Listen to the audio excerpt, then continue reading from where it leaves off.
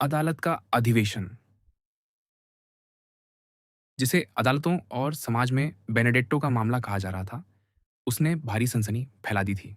Cafe दे पारी, Boulevard the गांध और बोआ दे बुलोन का नियमित आगंतुक, यह छद्म कावलकांति, जब वह पेरिस में था और उन 2-3 महीनों तक जब उसकी कीर्ति चमकी, असंख्य लोगों से मिला था।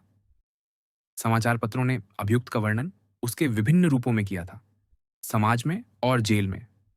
इसलिए उन सब लोगों में जबरदस्त उत्सुकता थी जिन्होंने कभी व्यक्तिगत रूप से राजकुमार आंद्रेया कावलकांति को जाना था। विशेषकर उन्हीं लोगों ने हर जोखिम उठाकर अदालत में खड़े उस व्यक्ति मोन्सियोर बेनेडिक्टो, जो अपने साथी कैदी का हत्यारा था, की एक झलक पाने का निश्चय किया था। बहुतों के लिए बेनेडिक्टो कानून का शिकार नहीं, तो कम से कम न्यायिक भूल का शिकार अवश्य था। मोन्सियोर कावलकांति, उसका पिता पेरिस में देखा गया था और लोग अपेक्षा कर रहे थे कि वह फिर प्रकट होकर अपने प्रसिद्ध पुत्र का दावा करेगा।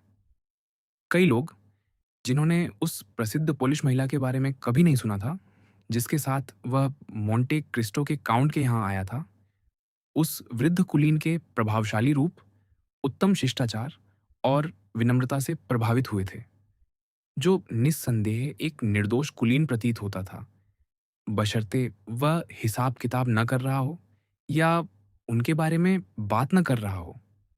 जहां तक स्वयं अभियुक्त का संबंध था, बहुतों को वह इतना विनम्र, इतना सुंदर और इतना उदार याद था कि वे किसी शत्रु की साजिश पर विश्वास करना अधिक उचित समझते थे। ऐसी साजिश जो उस समाज के हिस्से में पाई जाती है, जहां अपार धन मनुष्य को भलाई या बुराई करने के असाधारण साधन और शक्ति प्रदान करता है। इस प्रकार हर कोई अदालत की ओर दौड़ रहा था, कुछ दृश्य का आनंद लेने के लिए, कुछ उस पर टिप्पणी करने के लिए। सुबह 7 बजे से ही फाटक के बाहर पंक्ति लगने लगी थी और कार्यवाही शुरू होने से 1 घंटे पहले ही न्यायालय कक्ष उन लोगों से भर गया था जिनका वहां कुछ प्रभाव था।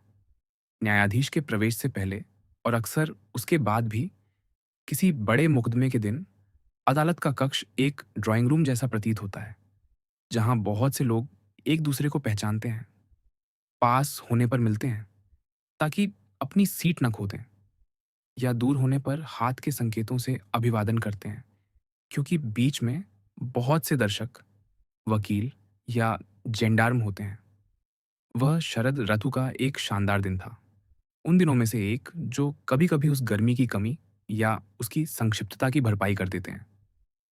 वे बादल, जिन्हें मोंस्यूर दे विल्फोर ने सूर्य के सामने से गुजरते देखा था, मानो जादू से छूट गए थे और सितंबर के अंतिम मधुर दिनों में से एक को अपनी पूर्ण निर्मलता में चमकने दिया था। बोशां पत्रकारिता के राजाओं में से एक था और इसलिए हर जगह उसका सिंहासन था। दाईं बाएं भीड़ पर दृष्टि डालते हुए उसने शातोरेनो और देब्रे को देखा, जिन्होंने अभी अभी एक हथियारबंद सार्जेंट की कृपा प्राप्त कर ली थी। वह सार्जेंट उनके सामने खड़ा होकर दृश्य को रोकने के बजाय उनके पीछे खड़ा होने पर राजी हो गया था। हालांकि उसे ऐसा करने का अधिकार था। उस भले आदमी ने मंत्रालय के एक सचिव और एक करोड़पति की उपस्थिति भांप ली थी और अपने प्रतिष्ठित पड़ोसियों के प्रति बड़ी विनम्रता दिखा रहा था। उसने उन्हें बोशां से मिलने भी जाने दिया और वचन दिया कि वह उनकी जगह सुरक्षित रखेगा। तो बोशान ने कहा, क्या हम अपने मित्र को देखने आए हैं? निस्संदेह, देब्रे ने उत्तर दिया। कैसा शानदार राजकुमार था! धिक्कार है इन इतालवी राजकुमारों पर। एक ऐसा व्यक्ति, बोशान ने कहा, जिसकी वंशावली दांते तक जाती थी और जो अपनी वंशरेखा को डिवाइन कॉमेडी तक पहुंचा सकता था। फांसी की कुलीनता, शातोरेनो ने शांति से कहा। मुझे लगता है उसे दोषी ठहराया जाएगा, देब्रे ने बोशां से पूछा। मेरे प्रिय मित्र, पत्रकार ने उत्तर दिया, मुझे तो लगता है कि यह प्रश्न आपसे पूछा जाना चाहिए। आप हमसे अधिक राजनीतिक वातावरण को जानते हैं। क्या आपने अपने मंत्रालय की पिछली सभा में अध्यक्ष को देखा था? हाँ, उन्होंने क्या कहा? ऐसी बात जो आपको चौंका देगी। तो जल्दी बताइए, मेरे प्रिय मित्र। बहुत समय हो गया है जब मैंने कुछ ऐसा सुना हो जिसने मुझे चौंकाया हो।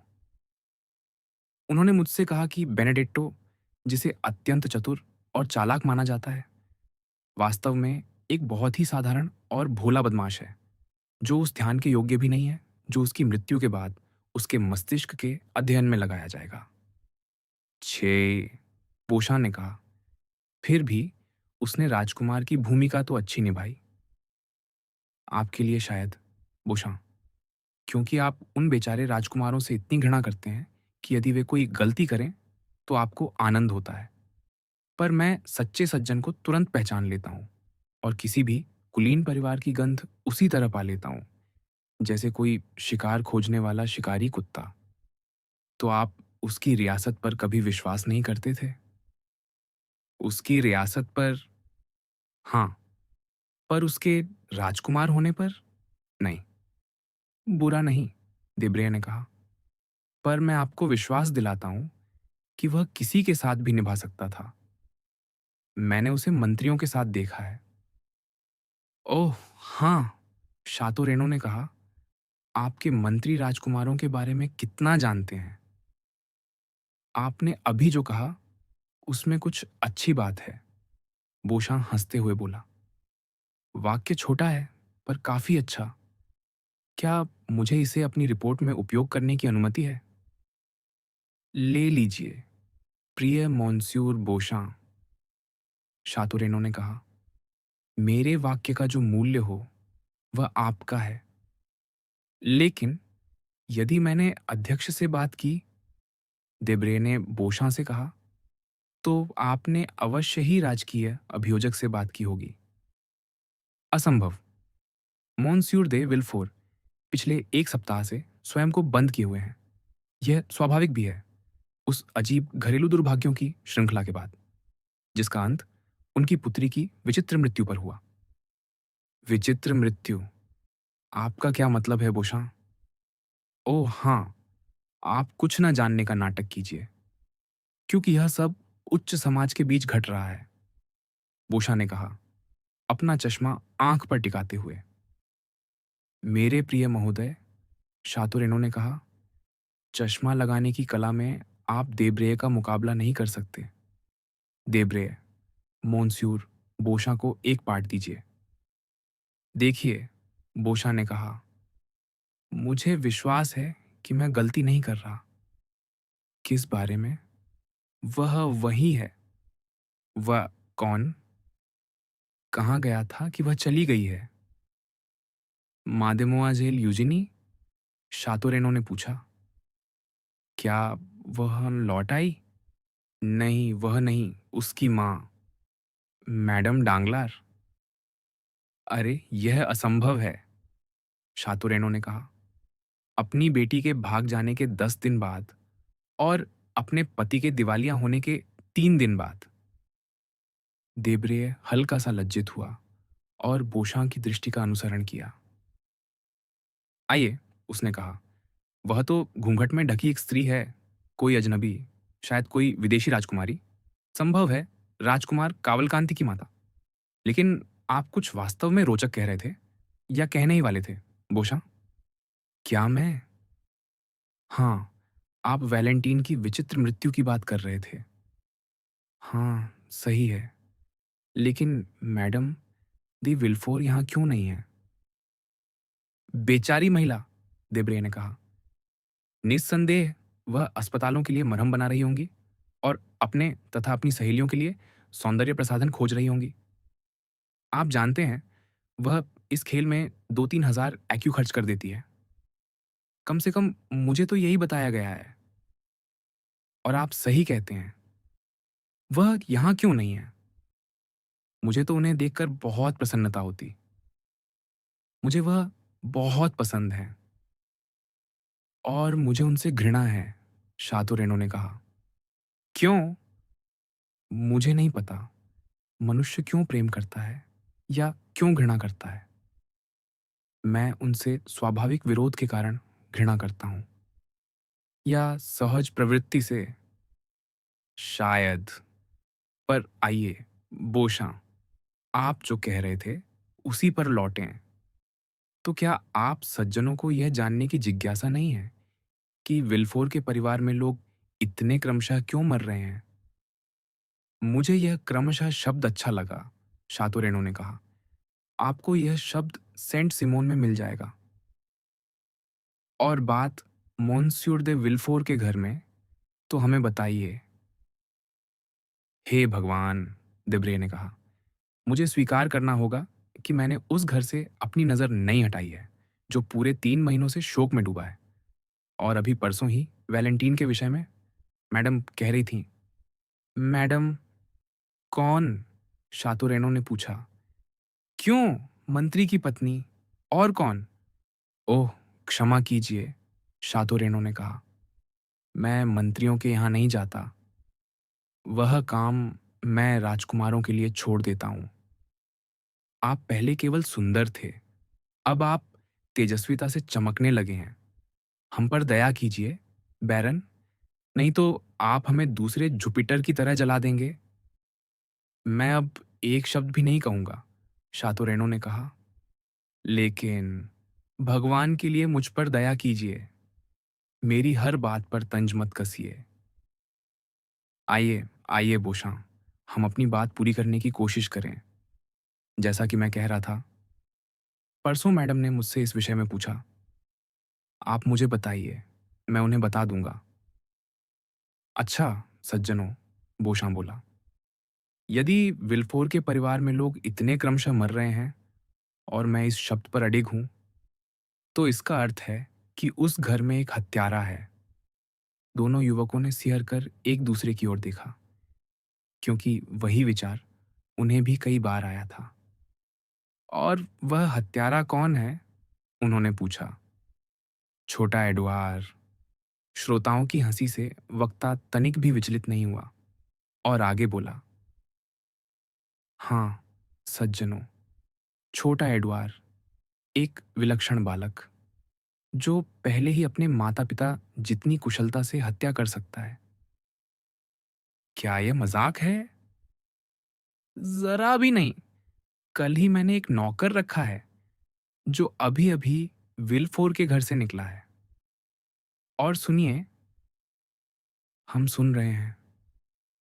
मैं उसे कल निकाल दूंगा, क्योंकि वह इतनी मात्रा में खाता है कि वहां रहते समय उसने जो भयभीत उपवास रखा था, उसकी भरपाई करता है। तो उसने बताया कि उस प्यारे बच्चे के हाथ किसी औषधि की शीशी लग गई थी, जिसका वह समय समय पर उन लोगों के विरुद्ध प्रयोग करता था जो उसे अप्रिय लगते थे। सबसे पहले दादा और दादी सेंट मेरान उसे परेशान करते थे, तो उसने अपने अमृत की 3 बूंदें उन्हें दे दी। 3 ही पर्याप्त थीं। फिर था बूढ़ा बारुआ, नोर्तिये का पुराना सेवक, जो कभी कभी उस नन्हे शैतान को डांट देता था, तो उसे भी 3 बूंदें मिली। वही भाग्य बेचरी वैलेंटीन का भी हुआ। इसलिए नहीं कि वह उसे डांटती थी, बल्कि इसलिए कि वह उससे ईर्ष्या करता था। उसने उसे भी अपने अमृत की 3 बूंदें दे दी, और उसी के साथ उसका दिन समाप्त हो गया, जैसे बाकी सबका। आप हमें कैसी परिकथा सुना रहे हैं? शातो रेनो ने पूछा। हाँ, बोशां बोला, यह परलोक की कहानी है। यह बकवास है, देब्रे ने कहा। देखा, बोशां बोला, आप पहले ही समय काटने लगे हैं, धत्त। मेरे नौकर से पूछिए, या कहिए उस आदमी से जो कल मेरा नौकर नहीं रहेगा। पूरे परिवार में इसी की चर्चा थी। लेकिन यह अमृत कहाँ है? क्या है? निस्संदेह बच्चा उसे छिपाकर रखता है। उसे मिला कहाँ से? अपनी माँ की प्रयोगशाला से। क्या उसकी माँ की प्रयोगशाला में विष होते हैं? मैं क्या जानूं? आप मुझसे राजकीय अभियोजक की तरह पूछताछ कर रहे हैं। मैं केवल वही कह सकता हूँ जो मुझे बताया गया है, और मैं आपको अपना स्रोत बता रहा हूँ। इससे अधिक मैं क्या कर सकता हूँ? बेचारा इतना भयभीत था कि वह खाना भी नहीं खाता था। अविश्वसनीय! नहीं, मेरे मित्र, बिल्कुल भी अविश्वसनीय नहीं। क्या आपने पिछले वर्ष रियू रिशेल्यू का वह बच्चा नहीं देखा था, जो अपने भाई-बहनों को सोते समय उनके कान में सुई चुभाकर मार देता था? हमारी पीढ़ी के बाद वाली पीढ़ी बहुत शीघ्र विकसित हो रही है। मित्र, मैं शर्त लगाता हूँ कि आप स्वयं इस पर विश्वास नहीं करते, शातुरेनो ने कहा। पर मुझे काउंट मोंटे क्रिस्टो दिखाई नहीं दे रहे। वह यहाँ कैसे नहीं है? वह उदासीन हो चुके हैं, देब्रे ने कहा। वह सबके सामने यहाँ प्रकट नहीं होना चाहेंगे, जबकि इन सब कावलकांती लोगों ने उन्हें ठग लिया, जो उनके पास झूठे आरण पत्र लेकर आए थे।